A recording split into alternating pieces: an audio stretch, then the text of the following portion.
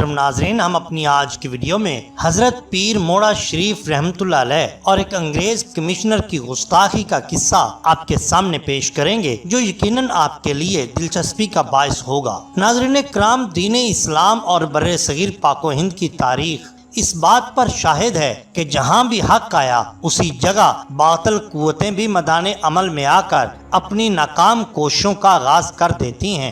اگرچہ ہر جگہ پر فتح حق کی رہی اور آئندہ بھی انشاءاللہ تعالی رہے گی، مگر باطل نظریات بالخصوص خدا کے چاہنے والوں کے مخالفین ان کے مشن سے ان کو ہٹانے کے لیے شب و روز ایک کر دیتے ہیں۔ اسی طرح آپ حضرت خواجہ محمد قاسم مولوی رحمۃ اللہ علیہ کی شہرت چار وانگ عالم میں پہنچی تو علاقے کے غیر مسلم عیسائی، سکھ، ہندو اور ان کے ساتھ ساتھ چند نام نہاد مسلمان وڈیرے اور اس پر ترہ امتیاز یہ کہ حکومت بھی انگریزوں کی حکمران، غیر مسلم یہ تمام آپ کے مخالف ہو گئے۔ ہندو، سکھ، عیسائی اور دیگر غیر مسلم قوتیں انگریز حکومت کے مقرر کردہ کمشنر کو درخواستیں دے رہے ہیں کہ موڑا شریف میں ایک جادوگر مسلمان آیا ہے جس کے ہاں رات بھر ذکر خدا ہوتا ہے اور ذکر کی آواز سے پہاڑ بھی مست و مخمور ہو جاتے ہیں، انسان تو انسان، حیوان بھی مسرور ہو جاتے ہیں۔ لہذا ان کو روکا جائے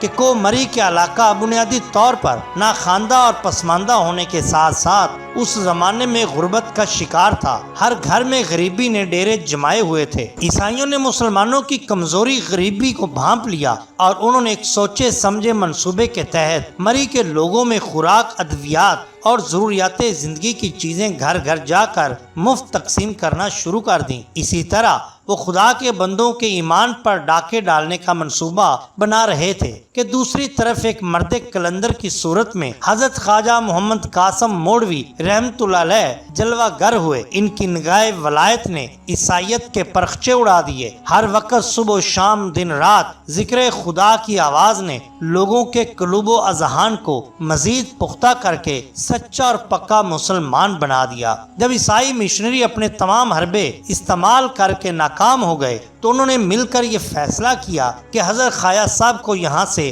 ہجرت کے لیے مجبور کیا جائے۔ عیسائیوں کی اس کاوش میں چند نام نہاد مسلمان جو انگریزوں کے نمک خار اور حضرت خواجہ محمد قاسم مولوی علیہ رحمہ سے مفت کا بیر رکھتے تھے، انہوں نے انگریز کمشنر کو درخواست بھیجی کہ خواجہ صاحب کو پابند کیا جائے کہ رات کے وقت موڑا شریف سے ذکر خدا کی آواز بلند نہیں ہونی چاہیے۔ انگریز کمشنر نے حکم صادر کر دیا۔ جب حکم نامہ سرکار مولوی خواجہ قاسم علیہ رحمہ کے پاس پہنچا تو آپ سن کر مسکرائے اور فرمایا کہ کمشنر صاحب کو بتا دو کہ تمہارا حکم انسانوں پر تو چل جائے گا، لیکن یہاں پر تو پتھر، پہاڑ، شجر و حجر، چرند پرند، الغرض ساری مخلوق ہمہ وقت ذکر و فکر میں مشغول رہتی ہے۔ یہ ذکر جاری رہے گا، البتہ اس کو بند کروانے والے صفحہ ہستی سے مٹ جائیں گے۔ انگریز کمشنر نے اس کے بعد ایک انگریز مجسٹریٹ کو آپ کے پاس اس غرض سے بھیجا کہ وہ آپ کو جا کر سمجھائے کہ آپ یہاں سے چلے جائیں۔ جب انگریز مجسٹریٹ نے آپ سے ملاقات کرنے کے بعد اپنے آنے کا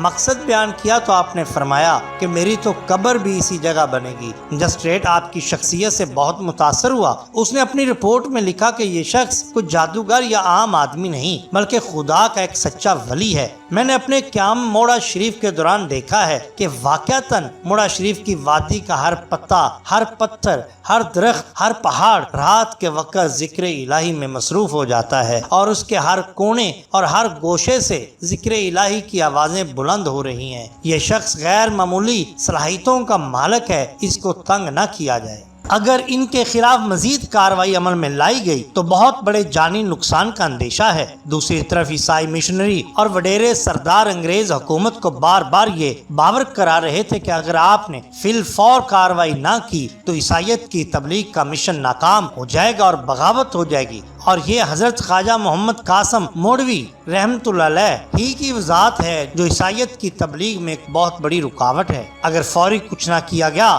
تو بہت معاملات بگڑ سکتے ہیں۔ الغرض انگریز حکومت نے جھوٹے مقدمے اور پریپوگنڈے کی بنا پر آپ سرکار کی گرفتاری کا حکم جاری کیا۔ انگریز کمشنر نے لکھا کہ حضرت خواجہ محمد قاسم رحمۃ اللہ علیہ کو گرفتار کر کے عدالت میں پیش کیا جائے۔ اور اس سلسلے میں پولیس کی مدد فوج کی نفری بھی کرے۔ اس نے یہ حکم لکھ کر اپنے اسٹینو کو ٹائپ کرنے کے لیے کہا۔ ابھی حکم نامہ ٹائپ ہو ہی رہا تھا کہ کمشنر کی بیوی آ گئی۔ اس نے کہا کہ آج بہت تھکے ہوئے ہیں، لہذا اٹھیں اور میرے ساتھ سیر کرنے چلیں، چونکہ آج موسم بھی بہت خوشگوار ہے۔ کمشنر نے اپنے کتے کی زنجیر تھامی اور بیوی کے ہمراہ سیر کو روانہ ہو گیا۔ انگریز جوڑا پہاڑ کی پگڈنڈیوں سے سیر کرتے ہوئے جب آگے نکلا تو سامنے کی جھاڑیوں میں سے ایک خرگوش نکل کر بھاگا، جسے دیکھ کر انگریز کمشنر کا کتا اس کے پیچھے بھاگا۔ زنجیر کمشنر صاحب کے ہاتھ میں تھی۔ کتا جب بھاگا تو کمشنر اپنے آپ کو سنبھال نہ سکا